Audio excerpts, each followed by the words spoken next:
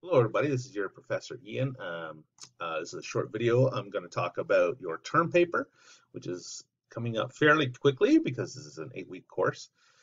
So I've just posted everything to the modules. Let's head over there. If we scroll down, I've added a separate module. Where is it? It's after week 4.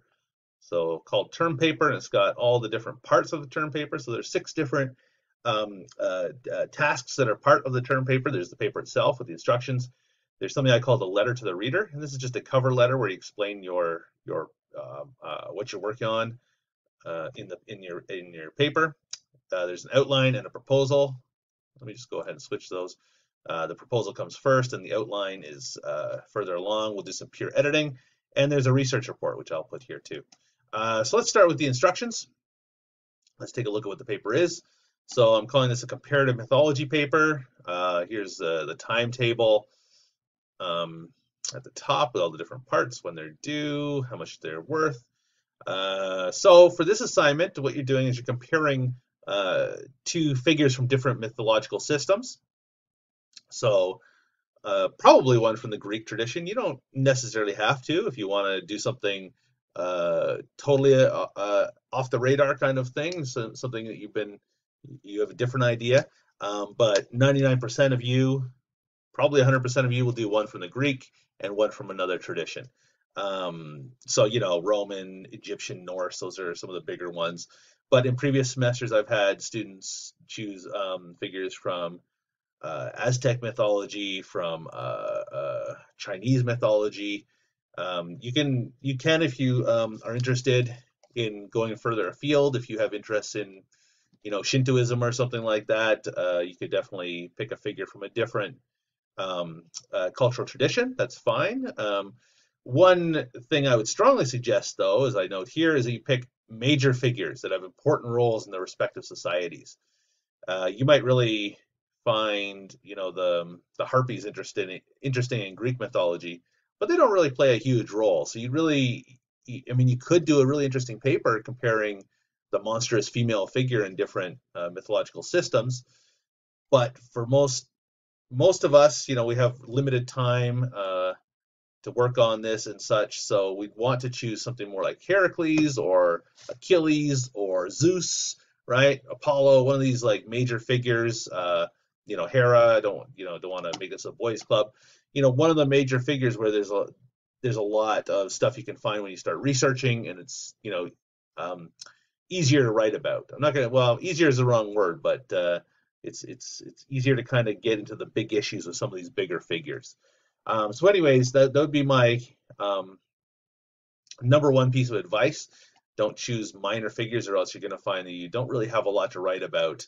And given our limited time, it's going to be tough to find research that will allow you to write more about them, right? So choose major figures is my advice.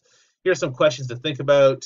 What is the function of each figure in the respective tradition? What social and psychological role did each figure play? How do these roles differ? How do the core ideals and values of this character differ between traditions?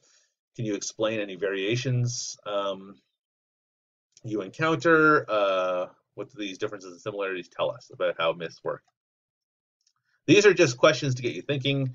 You can choose one of these and use that as kind of like the basis for your thesis statement, or you can think about a combination. But don't think of this as like a checklist. Oh, okay, the professor wants me to answer these 3 questions. That's not what this is meant to be. This is just getting you to think about the topic of this paper. What we want to focus on is the role of these mythological figures rather than just minor differences. Oh, well, Zeus has a lightning bolt and Odin has thunderclouds or whatever, right? Or Thor has a hammer, whereas Zeus has a lightning bolt. Whoever you're comparing, right?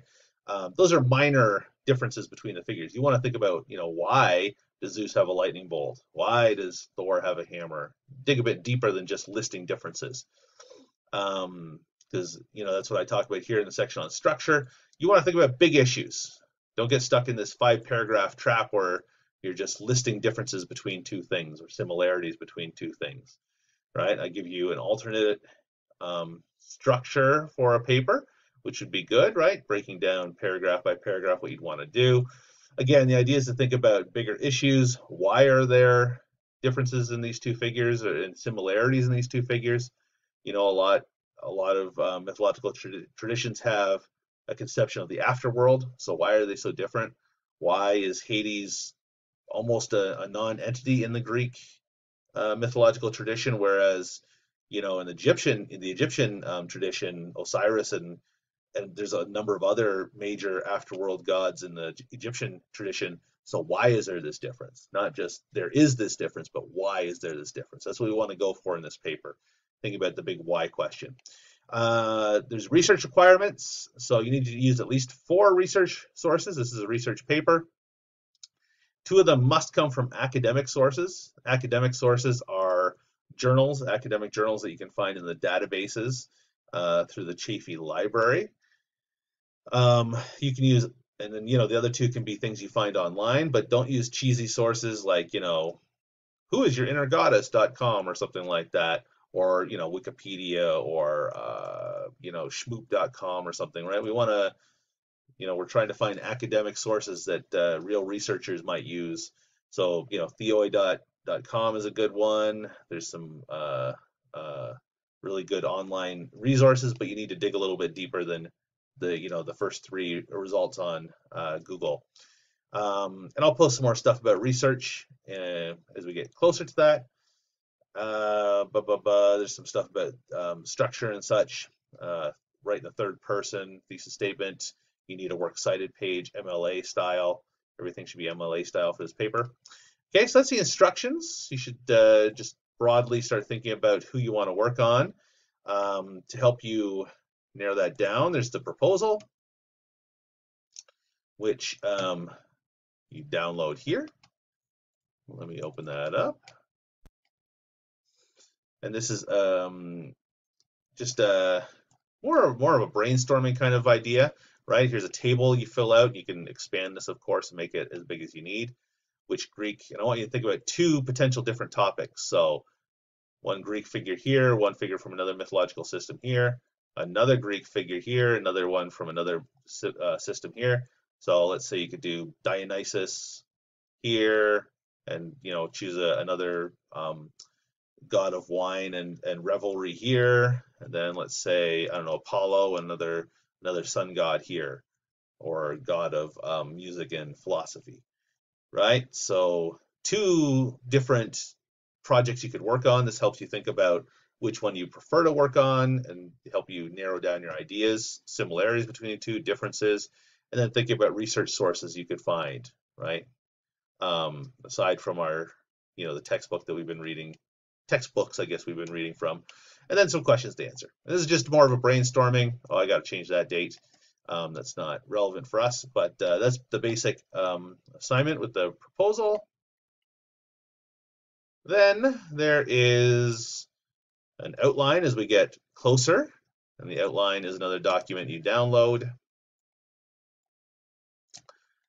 And this is to help you plan out your paper. So this is when you're, you know, starting to draft your rough draft.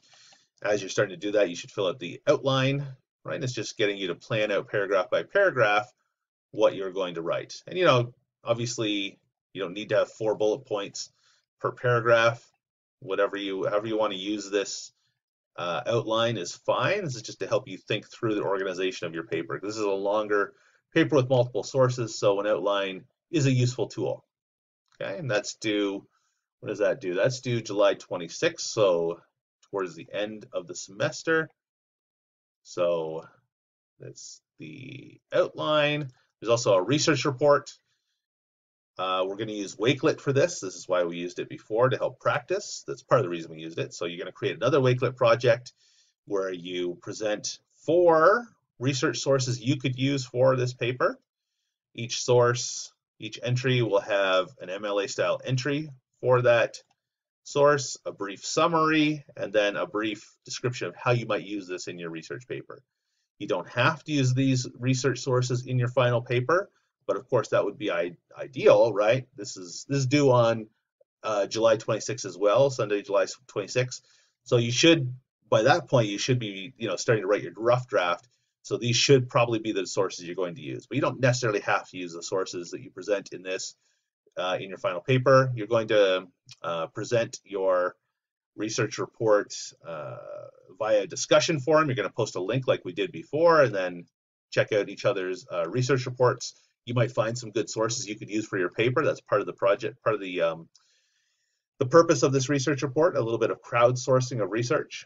So that's part of this. And then finally, or not finally, just a couple more things. Peer editing, we'll be doing peer editing the last week of the course. So you'll post your rough draft by Tuesday, July 28th. And then you have to read through 2 of your peers' rough drafts, leave some comments by Thursday, July 30th. So that's the second last day of class at 11:59 p.m. too. So that means that Friday, July 31st, you should devote some time, like you should book some time for this so that you can come online, look at the feedback you've gotten from your peers, and then, you know, make some revisions to your final draft of the paper, right? That'll be something you should set time aside for on Friday, July 31st. The course ends that day at 11:59 p.m. And then finally, this is really finally, letter to the reader. So the letter to the reader, as I note here, is a kind of cover letter. I just want you to cover a couple things. Tell the reader what you intend the essay to do for the readers. Like, just summarize what you're covering, your thesis statement. Think about who your readers are, and then write about your writing and editing process. So this letter to the reader is meant to be a self-reflective task. You're thinking about the process of writing this letter or writing this term paper.